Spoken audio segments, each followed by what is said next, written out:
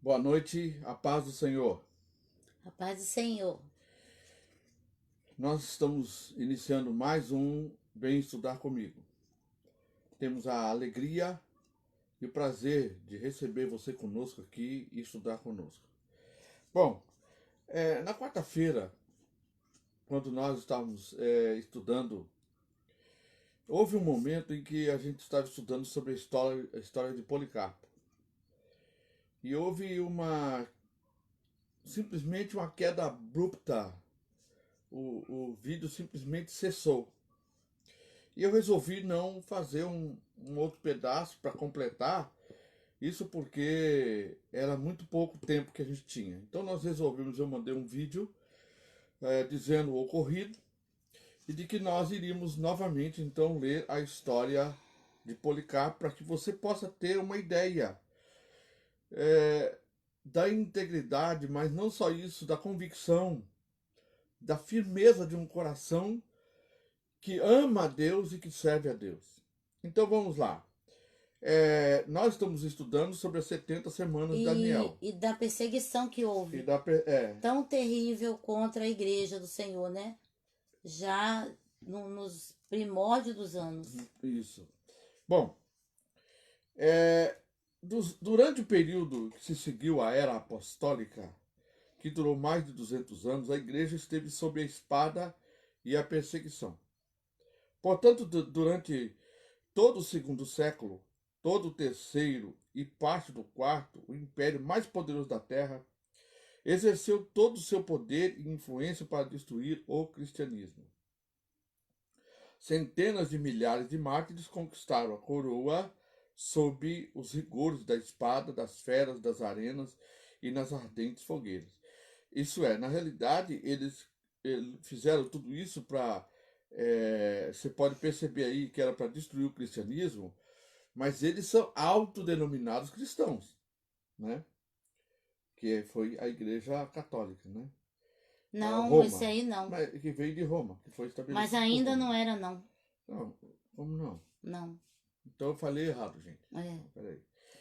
Então, Ainda não tinha se é, convertido o imperador, entendeu? hum, Então ainda não tinha, a igreja não tinha se corrompido tá ainda. certo. Ainda bem que nós estamos estudando, né? E a gente está aqui para É. lembrar um ou outro. Deixaremos as palavras de um dos discípulos do apóstolo João dizer sobre as perseguições. Ao entrar no estádio, uma voz celestial retumbou. Bom ânimo, Policarpo. Mostra-te viril. Ninguém percebeu quem tinha falado. Uma coisa que eu quero falar aqui, irmãos, isso aqui não é uma história de ficção. Isso não é uma história que foi escrita num livro ou, ou um, um conto. É. Isso é uma história real. É de uma pessoa que viveu De um na discípulo vida de João. real, que foi um dos discípulos de João, Sim. mas isso aqui é verdadeiro, isso não é um filme, não é um conto que nós estamos falando aqui, nós estamos falando de algo verídico, verídico. Ninguém percebeu quem tinha falado, mas irmãos nossos ouviram a voz, ouviram a voz. Enquanto avançava Policarpo, o tumulto atingia o paroxismo. Está preso, Policarpo. Finalmente, em presença do procônsul, este lhe perguntou se era Policarpo. E, ouvida a afirmativa, tentou persuadi-lo com perguntas e exortações a deixar sua fé, dizendo: Considerai a tua idade, semelhantes coisas como é de praxe nos lábios dos magistrados. Como acrescentasse, jura pelo gênio de César, retrata-te, grita, abaixo os ateus. Policarpo, muito gravemente olhando para os pagãos, que enchiam as escadarias do estádio e acenando para eles, suspirou e exclamou: Abaixo os ateus. O procônsul insistiu: Jura? e te soltarei. Insultas a Cristo? Policarpo respondeu: 86 anos há que sirvo a Cristo. Cristo nunca me fez mal. Como blasfemaria contra o meu rei e salvador? O procônsul insistiu: jura pela fortuna de César. O bispo redarguiu: andas muito enganado se espera que jure pelo gênio de César. Já que decide ignorar quem sou, escuta a minha declaração. Eu sou cristão. Deseja-se saber o ensino de cristão? Dar-me um dia e escuta-me. Disse então o procônsul: persuade ao povo. Policarpo retrucou: na tua presença parecer-me-ia justo explicar-me. Portanto, aprendemos a prestar aos magistrados e autoridades estabelecidas por Deus a consideração que lhes é devida, na medida em que não contrariem nossa fé. O procônsul disse: tenho feras ao meu dispor. Se não te retratas, entregarei a elas. Ao que respondeu Policarpo: ordena. Quando nós, cristãos, morremos, não passamos do melhor para o pior. É nobre passar do mal para a justiça. Disse ainda o procônsul: se não te retratares, mandarei que te queime na fogueira, já que desprezas as feras. Disse então Policarpo: ameaça-me com fogo, que arde uma hora e se apaga? Conhece-te o fogo da justiça vindoura? Sabes tu o castigo que devorará os ímpios? Não demores, sentencia o teu arbítrio. Policarpo deu estas e outras respostas com alegria e firmeza, e o seu rosto irradiou a divina graça, assim tal como Estevão. Tal como Estevão. Se irradiou, né? O interrogatório perturbou não a ele, mas ao procônsul. Então acabou mandando seus arautos proclamar por 3 vezes, no meio do estádio, que Policarpo se confessara cristão.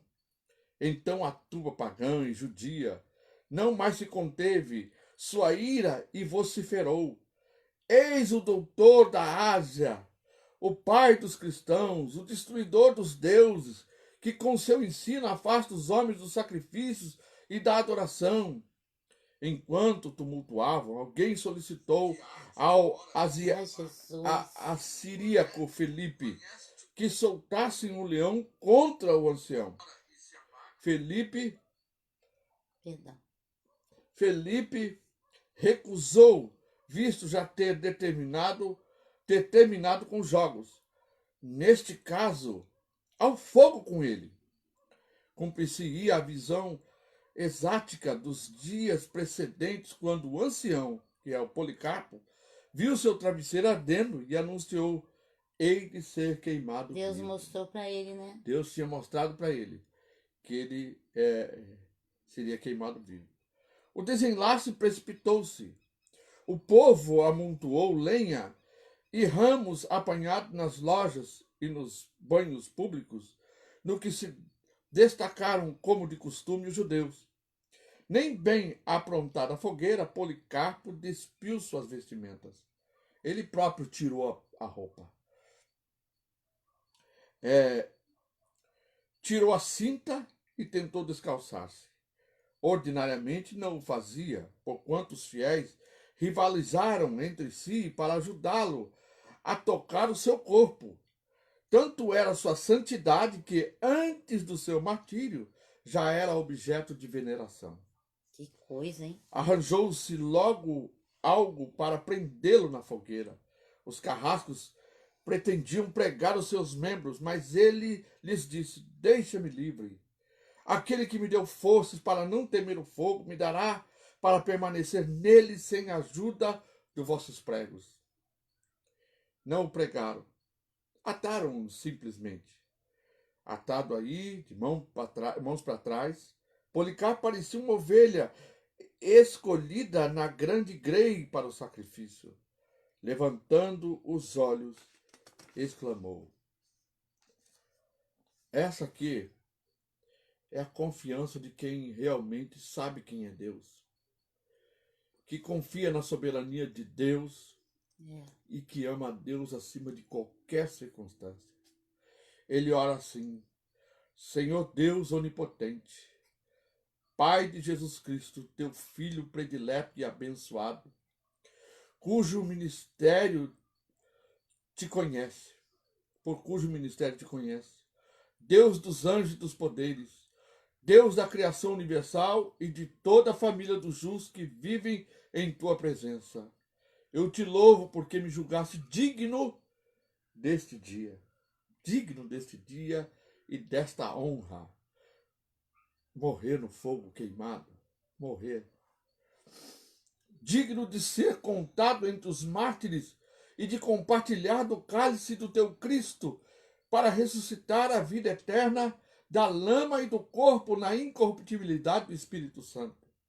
Possa eu hoje ser recebido na tua presença como oblação preciosa e aceitável, preparada e formada por ti. Tu és fiel às tuas promessas, Deus fiel e verdadeiro. Por esta graça e por todas as coisas eu te louvo, bendigo e glorifico em nome de Jesus Cristo, eterno sumo sacerdote, teu Filho amado. Por ele que está contigo e o Espírito Santo, glória te seja dada agora e nos séculos vindouros. Amém. Que lindo. Aleluia. Depois de Policarpo proferir este amém, os carrascos acenderam a fogueira e a chama alçou alta e brilhante. Nesse momento presenciamos um sinal e nossa vida foi poupada. Quem sabe para relatar este milagre? Você vê que quem está falando aí, quem está relatando, estava ali Para ser também como... queimado. Não, eu acho que para ser queimado também. Para ser queimado. Olha, então ele foi Porque por causa do poupado. fato que aconteceu aqui, né, na É. vida de Policarpo. O fogo tomou uma forma abobadada em volta dele, assim, ó, tipo uma vela. Ou de uma vela inclinada pelo vento, e rodeou o corpo do confessor. Policarpo estava de pé, não como carne que queima, mas como pão que se doura, ou como ouro ou prata que se purifica. Glória a Deus. Sentíamos um perfume delicioso, como de incenso ou de aromatas preciosos. De onde vinha De Jesus. esse perfume? De Jesus nele. De onde vinha este aroma precioso? Finalmente, os criminosos sem lei, vendo que o seu corpo não podia ser destruído pelo fogo, mandaram o verdugo para matá-lo com a espada. Da ferida saiu uma pomba e brotou uma enorme torrente de sangue, tal que extinguiu totalmente o fogo.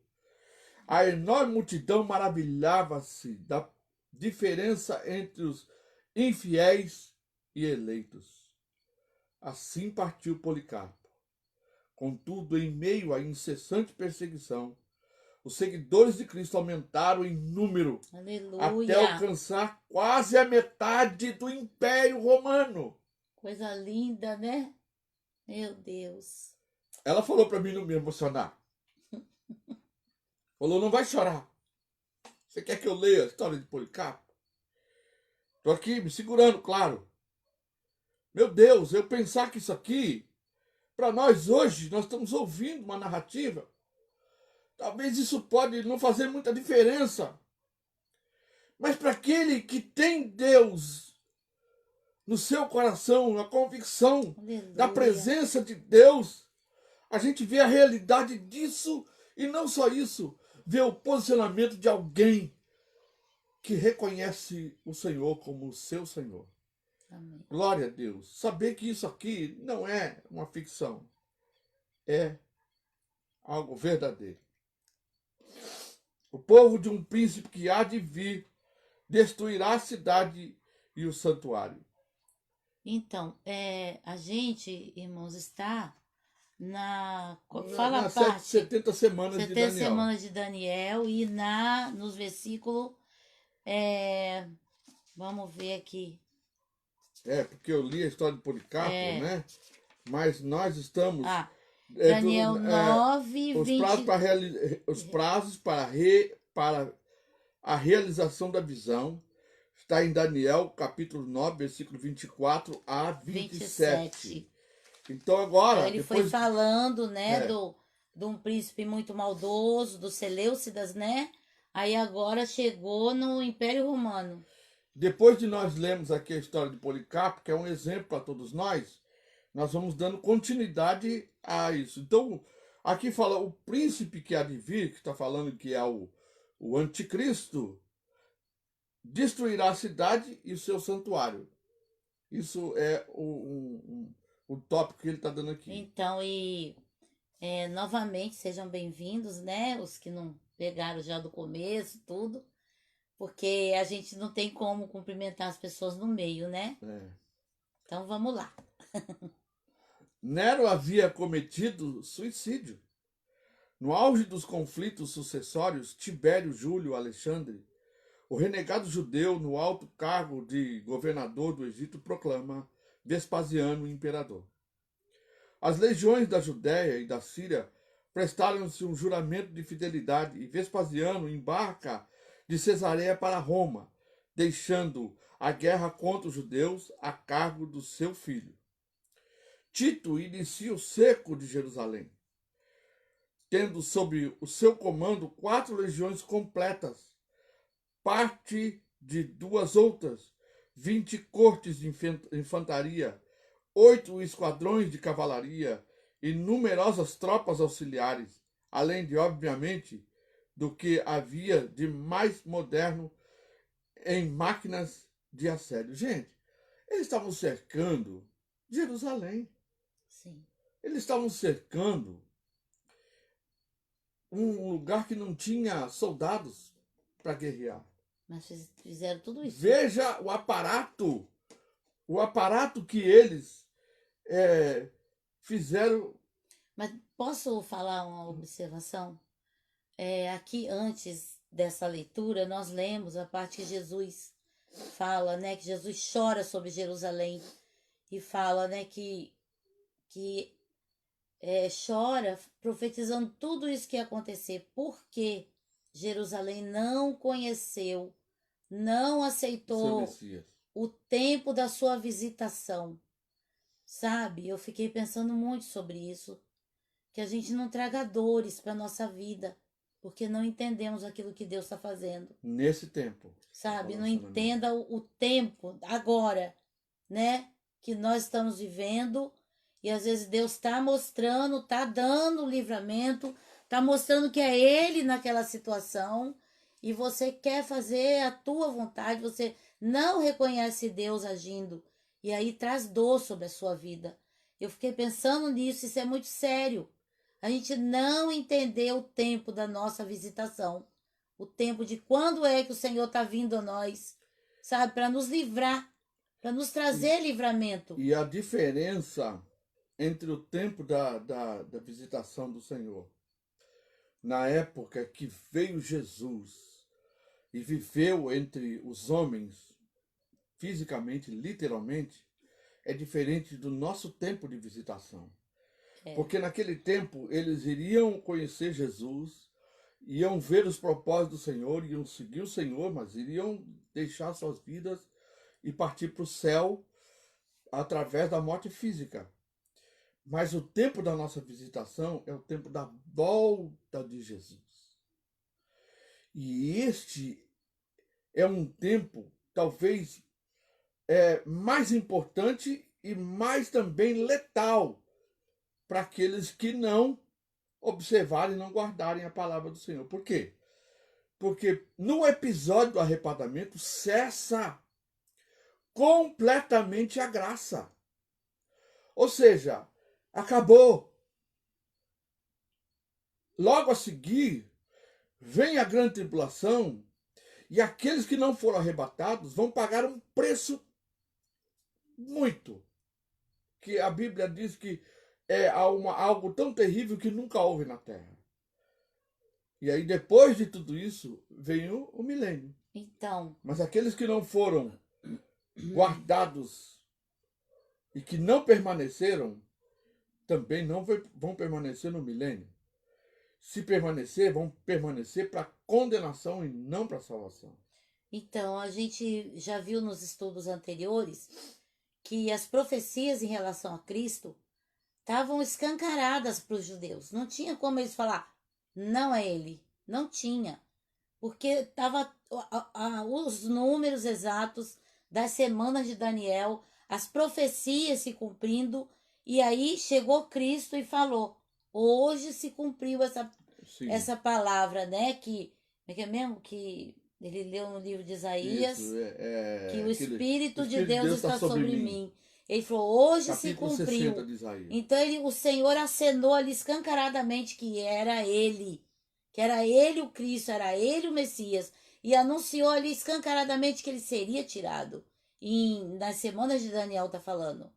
E não só Daniel, tem as profecias em Jeremias, em Agora, Oséias. no nosso tempo, Deus dá um sinal como este, e o que as pessoas estão fazendo? Olhando como se isso fosse um fenômeno normal. Como se isso fosse Já algo teve outras que já teve gripes, outras, isso vai já teve passar, já teve a outras gripe pandemias, espanhola, a peste negra, passou. Não estão vendo como um sinal. A igreja não está vendo como um sinal, gente. O pior de tudo é isso. Então precisamos alertar os nossos irmãos. Jesus, ele diz que ele vem como um relâmpago, muito rápido, que sai do Oriente para o Ocidente, ou como um ladrão de noite. Ninguém está esperando, está todo mundo dormindo. Ninguém espera. Bom, vamos continuar. É importante a gente fazer essa narrativa, porque nós estamos tratando de algo aqui, não só do aprendizado da teologia, da palavra de Deus, mas uma preparação nossa e sua, para que o Senhor nos encontre prontos e preparados para Ele. Bom, o santuário foi totalmente consumido pelo fogo no ano 70 depois de Cristo, pelo calendário judaico. Sempre temos que olhar isso. E no dia 9 de AV, igual data em que 656 anos antes do primeiro templo fora destruído por Nabucodonosor. Joséfo lamentou: não podemos, porém, nós não nos admirarmos assaz de que a destruição desse incomparável templo tenha acontecido no mesmo mês e no mesmo dia em que os babilônicos outrora haviam também incendiado. Você sabia disso? Não. Nem eu, gente. Não sabia. Que a primeira vez que Nabucodonosor destruiu o templo, havia ali uma data, um mês, e aí, quando Tito cerca e destrói o templo de novo no ano 70, é no mesmo mês e na mesma data. Esse segundo incêndio aconteceu no segundo ano do reinado de Vespasiano. 1130 anos, 37 anos e 30 anos, 7 meses e 15 dias depois que o rei Salomão o havia construído pela primeira vez. 639 anos, 45 dias depois que Ageu o tinha feito restaurar no segundo ano do reinado de Ciro. Então, muitos veem a palavra de Ageu que fala, né? Que a glória da segunda casa será maior que a primeira. A queda de Jerusalém e a destruição do templo decidiram o curso da guerra, mas não terminaram de vez conforme a profecia. A terra de Israel tornou-se província romana, e a maior particularidade particular de Vespasiano. 100.000 homens e mulheres e crianças foram vendidas como escravos. Joséfo fala em 1.197.000 mortos. Meu Deus. Mesmo a mais módica avaliação de Tácito de 600 mil é uma cifra estarrecedora. Para aquele período? Sim, né? O povo de Roma comemorou a vitória dos seus exércitos erguendo o Arco do Tito, um dos mais belos monumentos romanos preservados. E olha que foi em homenagem a tanta custa de dor. tanta dor, né? Cujos relevos mostram o cortejo triunfal dos vencedores e a procissão dos vencidos carregando os troféus retirados dos templos de Jerusalém. Já pensou? Isso eles incrustaram isso, fizeram relevos, mostrando eles carregando, né, os utensílios do templo. Já pensou? Como troféu. E ele firmará um concerto com muitos por uma semana, e na metade da semana fará cessar o sacrifício e a oferta de manjares, e sobre as asas da abominação virá o assolador, e isto até a consumação. E o que está determinado será derramado sobre o assolador. Gente, presta atenção nisso, olha. Aqui diz o seguinte: o que está, o quê? Determinado. Determinado. Gente, vamos orar. Está determinado. O que nós podemos orar para Deus nos livrar dessa hora. Nos fortalecer, né? Para nos fortalecer. Mas aquilo que já está determinado por Deus, ele não vai mudar por oração poderosa que tiver. Não vai, porque Deus estabeleceu tempos e propósito. Eu e você vivemos pelo propósito de Deus. E ele deve se cumprir através das nossas vidas. Porque somos canal, instrumento de Deus para proclamar a volta do Senhor e a virtude do Senhor para a geração que nós estamos vivendo. Então, não podemos deixar de olhar isso, gente. Eu estou falando como profeta, eu disse, nós somos o profeta dos últimos dias. Então, nós temos que profetizar. O estabelecimento do concerto entre o príncipe que há de vir e Israel marca o início da 70ª semana, os últimos 7 anos da presente era. Aqui, a Bíblia ensina o seguinte: o príncipe fará um concerto com Israel e o anticristo. Mas o anticristo. Ainda é que não. O príncipe que fará o concerto. Né? Peraí, deixa eu ler de novo. O príncipe que fará o concerto com Israel é o anticristo, mas ainda disfarçado naquela ocasião. Vamos ler lá em 2 Tessalonicenses, capítulo 2, versículo 3 a 10. E aí eu passo para você. É o que, Jorge? 2. 3 a 10. Quer que eu leio? Você já fica no... Não. Ninguém de modo nenhum os engane, porque isso não acontecerá sem que primeiro venha a apostasia e seja revelado o homem da iniquidade, o filho da perdição, o qual se opõe e se levanta contra tudo que se chama Deus, ou é objeto de culto. Peraí. Gente, ele está falando assim, olha, sem que primeiro venha a apostasia. Sabe que a apostasia é o desvio do alvo, viu? Desvio do alvo. Tá? A ponto de assentar-se no santuário de Deus, apresentando-se como se fosse o próprio Deus. Vocês não lembram que eu costumava lhes dizer essas coisas quando ainda estava com vocês?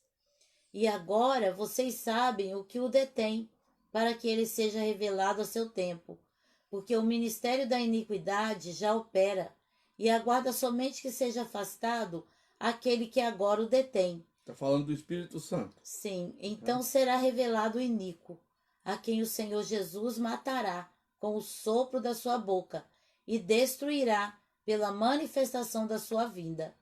Ora, o aparecimento do iníquo é segundo a ação de Satanás, com todo o poder, sinais e prodígios de mentira, e com todo engano de injustiça aos que estão perecendo, porque não acolheram o amor da verdade para serem salvos. Já pensou? Porque rejeitou Jesus, né? Resumindo. Quantos estão dando crédito E a 1 essa João palavra? 2,18. Quantos estão dando crédito? O que estamos lendo aqui é a palavra de Deus. Mas quantos estão dando crédito? Quantos estão simplesmente ouvindo isso e não estão temendo no seu coração? Quantos? Qual é a outra parte? 1 João 2,18. 2,18. Filhinhos, esta é a última hora. E como vocês ouviram que o anticristo vem, também agora muitos anticristos têm surgido. Por isso sabemos que essa é a última hora. Depois que Cristo retornar e remover a igreja da terra, o anticristo subirá ao poder e, como o pequeno chifre.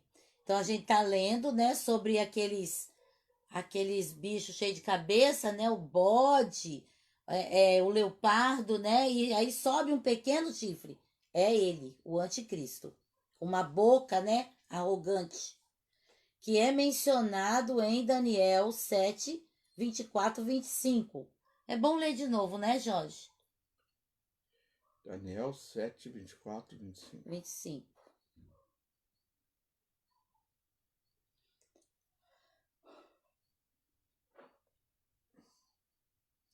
Os 10 chifres correspondem a 10 reis que se levantarão daquele reino. Depois dele se levantará outro rei, que será diferente dos primeiros, e derrotará os 3 reis. Ele falará contra o Altíssimo, oprimirá os santos do Altíssimo, e tentará mudar os tempos e a lei, e os santos serão entregues nas mãos dele por um tempo, tempos e metade de um tempo. Veja, quando ele está falando aqui, santos, para a gente entender, é aqueles que ficaram por ocasião do arrebatamento, mas também que não aceitaram o sinal da besta. Por isso ele está dizendo aqui, os santos serão entregues, aqueles que sabem que se aceitar é a condenação. Então, a única oportunidade que vai haver é em troca da própria vida e da não Isso. negativa, como Policarpo, que lemos aqui agora, serão mortos. Vão dar o seu próprio sangue pela salvação. Então, por isso ele está dizendo aqui, os santos, porque tem muita gente que fica vendo aqui os santos, que a pessoa, tá vendo aí, a igreja não vai estar aqui, não. Não. É os que ficaram por ocasião de não ter dado crédito à palavra de Deus, que alertou, e os sinais que foram enviados, que Jesus vinha arrebatar a igreja, mas estão tudo aí com o pé na terra, só vão perceber a hora que viu todo mundo sumir. Aí fala, Jesus veio e eu fiquei. E agora? Vem aí o sinal da besta, eu vou aceitar? Não. Então ele será perseguido Isso. e morto. Liderará uma confederação de nações de 10 potências ocidentais durante os anos de tribulação. Quando ele emergir, será reconhecido e aceito por causa de sua habilidade como pacificador. Ele imporá um tratado de paz entre Israel e seus inimigos, no tocante à disputa territorial. Daniel 11:39. Vocês vejam uma coisa, gente. Alguém pode dizer assim, não sei. Mas peraí, só são 3 anos e meio. Isso passa rápido. A dor, a tribulação vai ser tão tamanha que vai parecer que é como se fosse 1000 anos. É 11, né? Então o rei do sul ficará furioso e sairá para atacar o rei do norte. Este reunirá... Não. Daniel 11. 11:39. Ah, tá. Perdão. 11:39. Falhou aqui. Tem que conferir, viu, gente, o velhinho.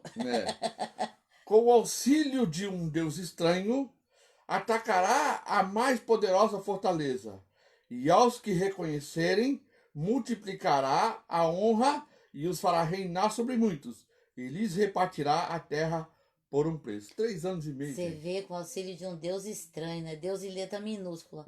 Satanás. Capeta, né? Capeta. Agora 2, né? Que a gente aqui fala. Aqui a Bíblia ensina o seguinte: o príncipe que fará conselho com Israel.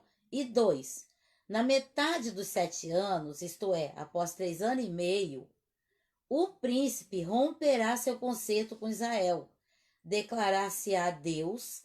Nossa, que É arrogância, né? porque até então Israel está pensando que é o Messias que veio, que é o Messias, o Salvador, que Israel tanto esperou. Eles vão pensar isso. É. Mas ele vai romper esse conceito e vai mostrar a cara dele.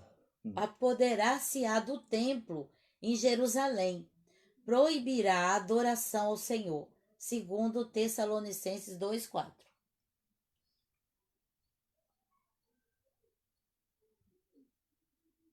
E assolará a Palestina na segunda metade da semana, ou seja, por 3 anos e meio. O qual se opõe e se levanta contra tudo que se chama Deus ou, ou é objeto de culto, a ponto de assentar-se no santuário de Deus, apresentando-se como se fosse o próprio Deus. E assolará, né, a Né? Palestina nesses 3 anos e meio. Apocalipse 11, 1 e 2.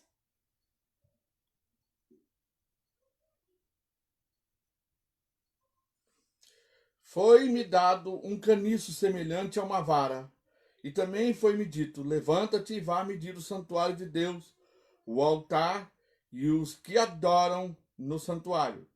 Mas deixe de lado o ato exterior do santuário, e não meça, porque esse átrio foi dado aos gentios, que por 42 meses pisarão a cidade santa. Agora lê capítulo 13, 4 a 6. Capítulo 13, 4 a 6. 4 a 6. E adorarão o dragão, porque deu a sua autoridade à besta. Também adorarão a besta, dizendo: quem é semelhante à besta? Quem pode lutar contra ela? Foi-lhe dado uma boca que proferia arrogâncias e blasfêmias, e foi-lhe dado autoridade para agir durante 42 meses. A besta abriu a boca em blasfêmias contra Deus para lhe difamar o nome e difamar o tabernáculo, a saber, os que habitam no céu. Nossa. Nesse período, ele perseguirá os crentes remanescentes e todos os seus oponentes, num reinado de terror que superará todo o sofrimento e morte já experimentados pela humanidade, inclusive perseguição, pragas e massacres. Quando a máscara do homem de paz for removida, o iníquo será revelado como homem de terror. Isso se encaixa no esquema histórico do engano satânico, que apresenta o mal como bem, a mentira como verdade e a iniquidade como justiça. Agora, 3. Ó, vocês viram aí, né? Crentes remanescentes. Uhum. A importância profética da abominação, da desolação, será conhecida somente pelos santos de Deus. Só os crentes vão ver o que é que está acontecendo, né? Eles vão saber, É, porque Daniel, né? 12, 10, 11.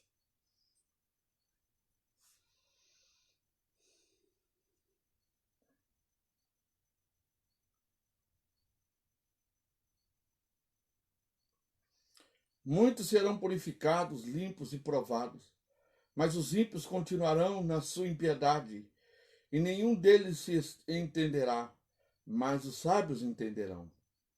Depois do tempo em que o sacrifício diário foi tirado e a abominação desassoladora for estabelecida, haverá ainda 1290 dias.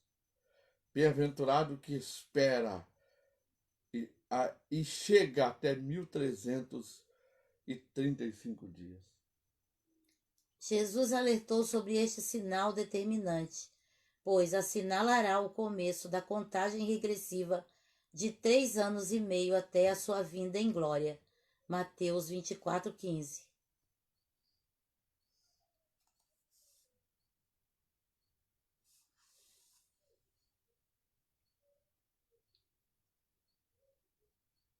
Mateus?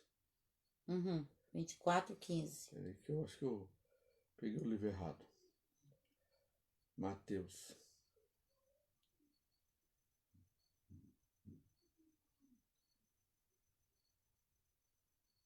Jorge, você tem que 24, capítulo 24, 15. Quando, pois, vocês virem situado no lugar santo a abominável, O abominável da desolação, de que falou o profeta Daniel, quem lê entenda. Veja que Jesus já está falando de lá. Só. Os crentes remanescentes do período da tribulação, por sua atenção a esse sinal, perceberão quão próxima estará a volta de Cristo. Mateus 24, 33. Essa volta que ele está falando agora É a segunda. é a segunda que ele vai Isso. vir e todo olho verá. Mateus 24, 30. 33. Assim também vocês, quando virem todas essas coisas, saibam que está próximo às portas. Que ocorrerá no fim de 7 anos. Apocalipse 19, 11 e 20. Tá? Também 2 Tessalonicenses 2:8. Mas vamos ler só o Apocalipse 19, 11 e 20. E viu o céu aberto, e eis um cavalo branco, e seu Aleluia. cavaleiro se chama Fiel e Verdadeiro, e julga e combate com justiça. Né? Quer que eu leia o resto? Sim. Os seus olhos são como uma chama de fogo, e na cabeça dele há muitos diademas. Tem um nome escrito que ninguém conhece, a não ser ele mesmo. Está vestido com um manto encharcado de sangue, e o seu nome é Verbo de Deus. Aleluia. Os exércitos dos céus o seguiam, montados em cavalos brancos e vestidos de linho finíssimo, branco e puro. Aí somos nós, né, amor? Glória a Deus. De sua boca sai uma espada afiada, com ela ele ferirá as nações. Ele mesmo as regirá com o cetro de ferro, e ele mesmo é o que pisa o lagar do vinho, do furor da ira do Deus Todo-Poderoso. E no seu manto, no seu manto e na sua coxa está escrito um nome: Rei dos Reis, aleluia, e Senhor dos Senhores. Glória a Deus. Então viu um anjo posto em pé no sol, e ele gritou com voz forte, dizendo a todas as aves que voam pelo meio do céu: venham e reúnam-se para a grande ceia de Deus, para comer a carne dos reis, carne dos comandantes, carne dos poderosos, carne dos cavalos, dos seus cavaleiros, carne de todos, quer livre, quer escravo, tanto pequenos e grandes. Já pensou? Deus chama os urubus, abutre para comer a carne dos ímpios. Glória a Deus. 20. Vai até o 20? Uhum. E vi a besta e os reis da terra com os seus exércitos reunidos para fazer guerra contra aquele que estava montado no cavalo e contra o seu... Isso tudo, gente, no final dos 7 anos. Sim. Jesus vem e todo olho verá. Mas a besta foi presa. Com ela foi preso o falso profeta que, com os sinais feitos diante da besta, seduziu aqueles que receberam a marca da besta e eram adoradores de sua imagem. Os dois foram lançados vivos dentro do lago de fogo que queima com enxofre. O Apocalipse confirma essa cronologia ao declarar 2 vezes que o anticristo, entre parênteses, a besta, terá poder no final da última semana profética, ou seja, durante 42 meses, que é Apocalipse 11, 1 e 2, né? E 13, 4 a 6. O profeta Daniel confirma esse tempo, outra vez afirmando que haverá um período de 3 anos e meio. Um tempo, tempos e metade de um tempo, entre o começo da grande tribulação e o seu fim. Daniel 12, 7. Agora 4, né? Nos 3 anos e meio finais, a atuação do anticristo será especialmente turbulenta, e seu poder ilimitado, inédito e irrestrito atrairá a atenção mundial. Apocalipse 13, 3 a 8. Então vai ser assim né? Tremendo o poder dele. Uma das cabeças da besta parecia ter sido golpeada de morte. Mas essa ferida mortal foi curada. E toda a terra se maravilhou seguindo a besta. E adoraram o dragão porque deu a sua autoridade à besta. Também adoraram a besta dizendo: quem é semelhante à besta? Quem pode lutar contra ela?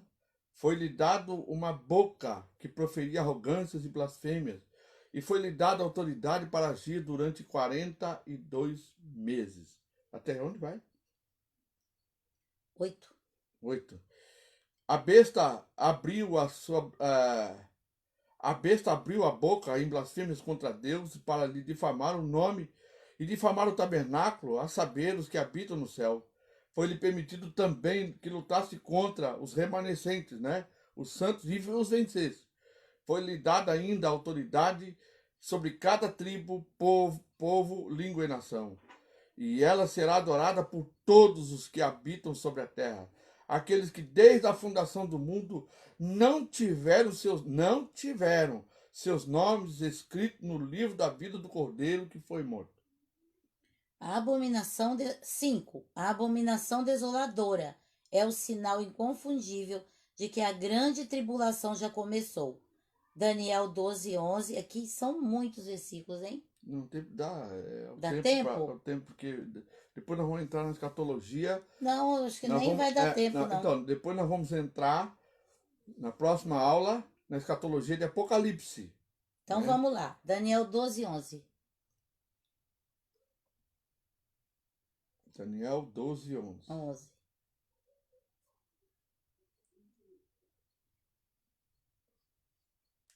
Depois do tempo em que o sacrifício diário foi tirado e a abominação desoladora foi estabelecida, haverá 1290 dias.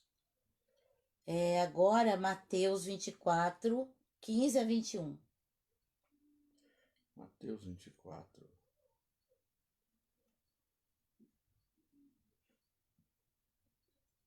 (15 a 21). Quando. Isso aqui nós já lemos, né? Já, né? Já. Deuteronômio 4. Só vou ressaltar o versículo 21 de Mateus 24, versículo, porque nesse tempo haverá grande tribulação. Gente, a gente não pode deixar de observar isso. Nesse tempo, Jesus disse isso. Haverá grande tribulação como nunca houve desde o princípio do mundo até agora e nunca jamais haverá. Ai, que horror, né? Meu Deus, eu quero estar lá já arrebatada. Com certeza eu estarei lá. Socorro. Então, Deuteronômio 4, 30, 31. Deuteronômio.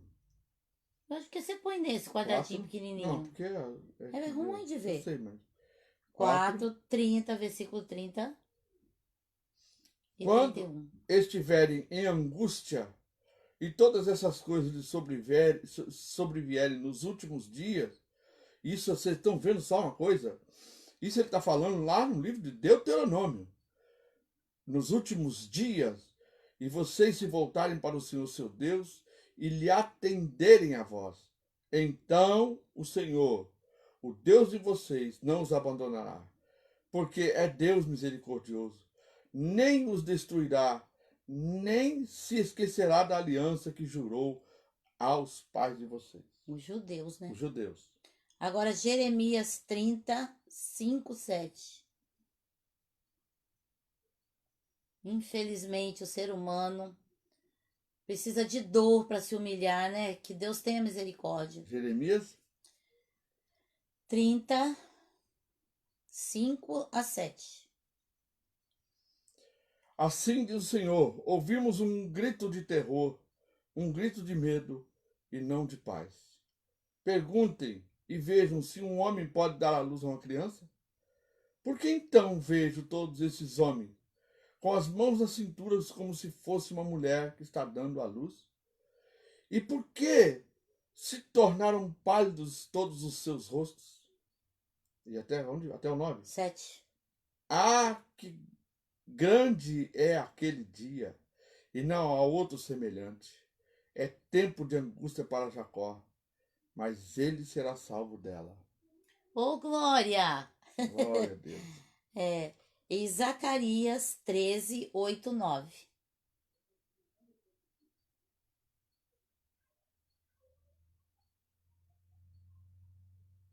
Zacarias.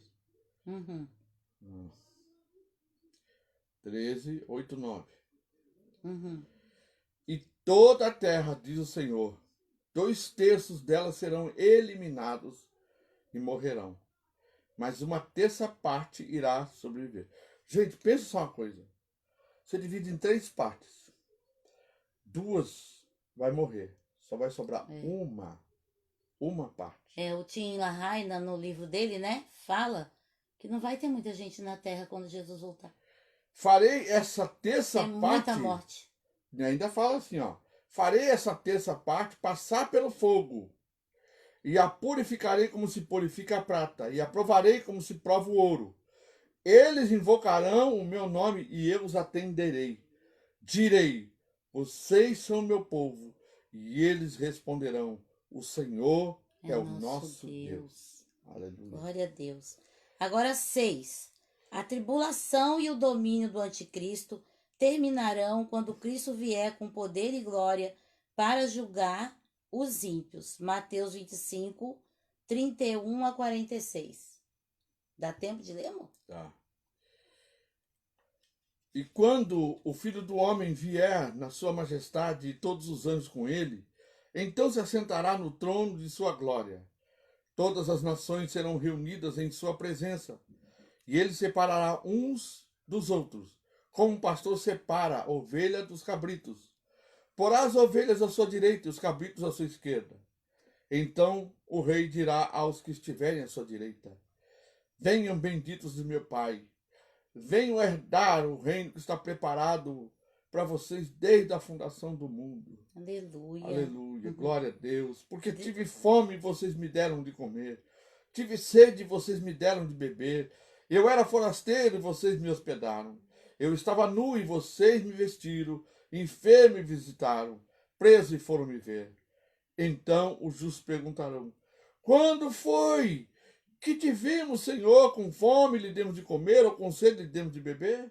E quando foi que vimos o Senhor como forasteiro e hospedamos, ou nu e o vestimos? E quando foi que vimos o Senhor enfermo ou preso e fomos visitá-lo? O rei respondendo lhes dirá, em verdade lhes digo, que sempre que fizerem a um dos meus pequeninos irmãos, foi a mim que o fizeram. Então o rei dirá também aos que estão à sua esquerda, afastem-se de mim, malditos, para o fogo eterno, preparado para o diabo e seus anjos. Porque tive fome, e vocês não me deram de comer, tive sede, e vocês não me deram de beber, sendo forasteiro, vocês não me hospedaram, estando nu, vocês não me vestiram, achando-me enfermo e preso, vocês não foram me ver.